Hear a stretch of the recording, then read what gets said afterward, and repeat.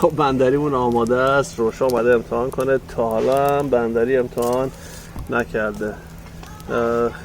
سوسیس خیلی روشا دوست نداره. حالا میخواد ببینه اینو دوست داره یا نه. خدا کنه دوست داشته باشه. آنجا گفت دوست دارم. Let's go. ببینیم چی میگه. توضیح داره؟ درست. توضیح داره نه. ولی این غذا ادای منو در نیار. ادای منو در نیار. این غذای مورد علاقه کیه؟ آنوشا. خب پیاز سعی کنم بهت کمتر بدم ها یا اصلا ندم کمتر. این مال تو. یه خیارم بردار بهش بزن. اینم مال من.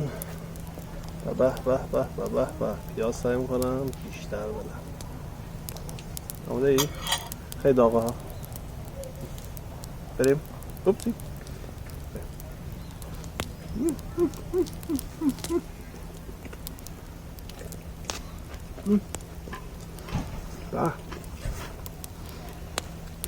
خب لایک و سابسکرایب یادتون نره. امیدوارم که ویدیو رو با دوستاتون شیر کنید. کامنت یادتون نره. یادم رفت از روشا بپرسم غذا چطور بود؟ عالی بود. آفرین.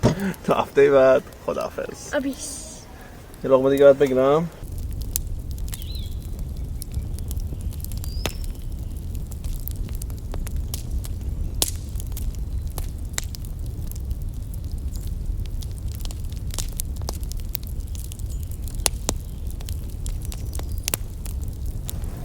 باید دیگه بذارم برات؟ خالی هم